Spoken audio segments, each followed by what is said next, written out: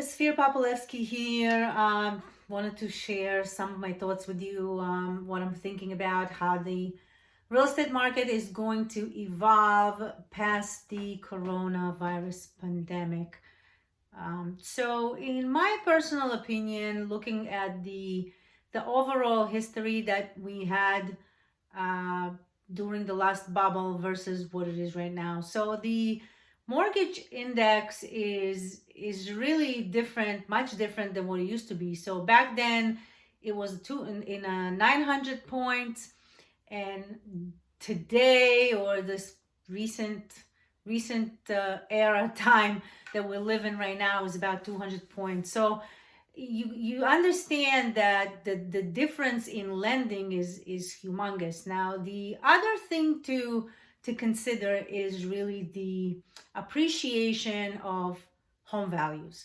So if we go back to 2004, which was the year that home values appreciated more than the few years before and a couple of years after. So in 2004, the home values appreciated by 12.5%, which is a really, really huge number.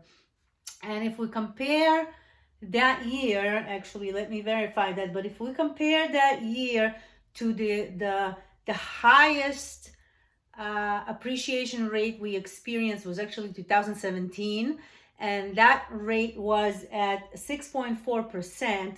And 2018 and 19 were kind of steady. At 2018 is 4.8, and then 2019 last year was 4.7. So that kind of shows that the prices have not inflated to the degree that it will cause such a huge drop moving forward. The other thing that I'm looking at is the housing inventory, the monthly inventory, which is directly correlated to the number of properties for sale, which we also call inventory. So based on what I'm seeing, so in 2007, and this data that I'm looking at is coming actually from the mortgage industry. So in 2007, we had enough homes for sale on the market in any given time to have enough for about a little bit over 8 months of inventory, versus right now, today, which is about 3 months of inventory, available inventory in every given time. Of course, now during this pandemic that we are going through right now, the number is probably a lot lower than that. So in comparison, when I want to think about, okay, where are we heading and what is that going to give us, I'm kind of taking a look at all of these comparisons and how they kind of influence my opinion about what's going to happen in the future. The next thing that I'm looking at is the percentage of medium income needed to purchase a house. What was it back then versus what is it now? So in 2006, the percentage was 25.4%, and today it's 15.5%. So in other words, we need that much income now to be able to afford. What's the median income needed to purchase a median home price? We need a lot less income now than we needed back then. And then, of course, the home equity cash out, which is a big thing. So 2005, 6, and 7, many people during the boom, if they didn't go out and buy houses, what they did was they refinanced and cashed out on the equity, which is a terrible, terrible thing to do in my opinion. But so in 2005, $263 billion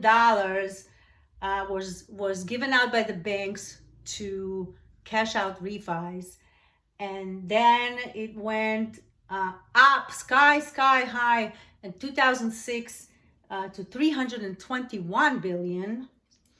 and then in 2007 it went down to 240 billion. Now, how does this compare to where we're at in the last 3 years? In 2017, the cash out refinances was a total amount of $71 billion, which is significantly less than when during the bubble time.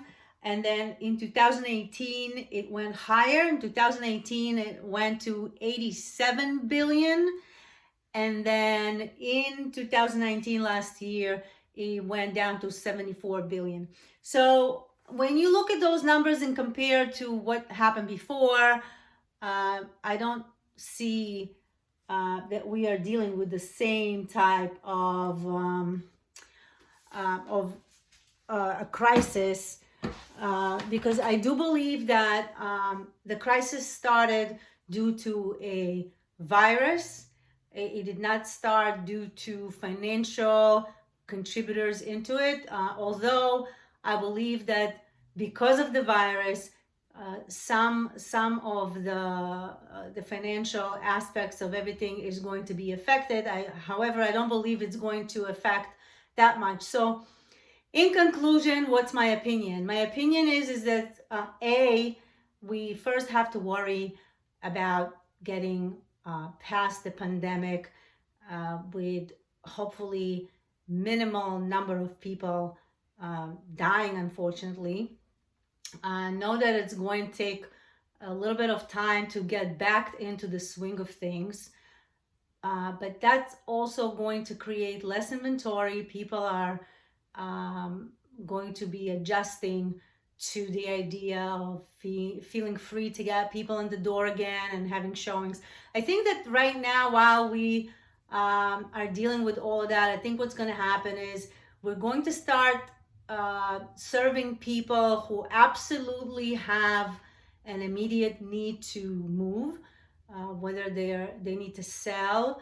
I happen to have one of my homeowners right now who actually have a house in Florida that they closed on, and it's sitting there empty, and they're paying the mortgage.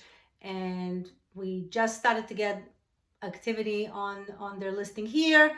And what happened was the ban came up, the nasty virus came up, and we can't show the house anymore. So they're staying put. And as soon as we have the green light, we're going to be actively getting it to the sale. So that's my point. I don't think prices are going to dunk, but I do think that it's going to take a little bit of time to readjust. The inventory is low right now. It's even lower. So I think in the end, there's going to be demand, and people that absolutely need to move will be shopping again. And I believe that banks are going to be lending, and everything will go back to normal. So here's my opinion about what's next in the market. This is Esfir Popolevsky, and I'll see you soon. Thanks.